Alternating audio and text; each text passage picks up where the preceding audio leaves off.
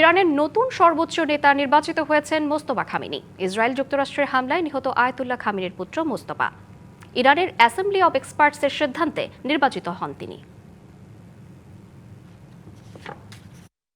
২৮ ফেব্রুয়ারি ইরানে আক্রমণ করে ইসরায়েল ও যুক্তরাষ্ট্র। সেই অভিযানে নিহত হন ইরানের সর্বোচ্চ নেতা আয়াতুল্লাহ আলী খামেনি। আলী খামেনির মৃত্যুতে যে শূন্যতা সৃষ্টি হয় ইরানের নেতৃত্বে, তা পূরণ হল মোস্তফার নির্বাচনে। এর মধ্য দিয়ে মধ্যপ্রাচ্যে শুরু হতে যাচ্ছে নতুন রাজনৈতিক অধ্যায়ের। ইরান ইন্টারন্যাশনাল জানায়, ইসলামী বিপ্লবী গার্ড বাহিনী আইআরজিসির সরাসরি প্রভাব ও চাপের মধ্য দিয়ে দেশের নীতি নির্ধারক পরিষদ অ্যাসেম্বলি অব এক্সপার্টস মোস্তফাকে নতুন নেতা হিসেবে নির্বাচিত করার সিদ্ধান্ত নেয়।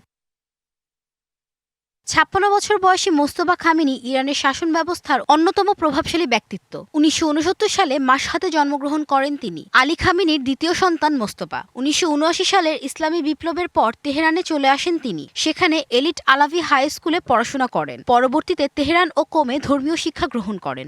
কালার এক্সপার্ট ডার্ক স্যাপ এবং মাইল্ড অন হ্যান্ডস টেকনোলজি সমৃদ্ধ অরিক্স অ্যাডভান্স ডিটারজেন্ট পাউডার আপনার লন্ড্রি এক্সপার্ট। ১৯৮৭ থেকে ১৯৮৮ সালে ইরান ইরাক যুদ্ধে ইসলামী বিপ্লবী গার্ডস আইআরজিসির ভূ সেনাবাহিনীতে কর্মকর্তা হিসেবে দায়িত্ব পালন করেন তিনি। পরবর্তী সময়ে গোয়েন্দা ও বশিস কমান্ডার সহ নিরাপত্তা কাঠামোর শীর্ষ পর্যায়ের ব্যক্তিদের সঙ্গে শক্তিশালী সম্পর্ক তৈরি করেন।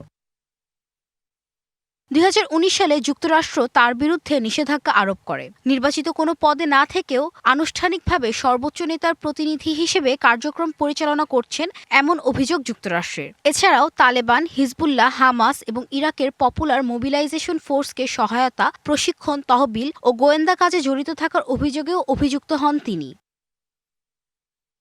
যুক্তরাষ্ট্র ইসরায়েল যৌথ হামলায় পিতা আলী খামেনির সাথে তার স্ত্রী ও এক সন্তানও নিহত হন। বিশ্লেষকদের মতে, আইআরজিসি ও নিরাপত্তা প্রতিষ্ঠানের মধ্যে তার দৃঢ় অবস্থানই নতুন নেতৃত্বে তার প্রার্থিতা জোরদার করেছে।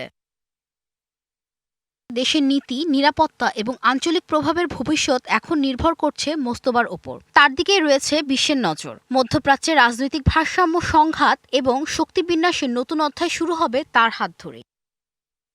Rahnuma Fermin, DBC news desk.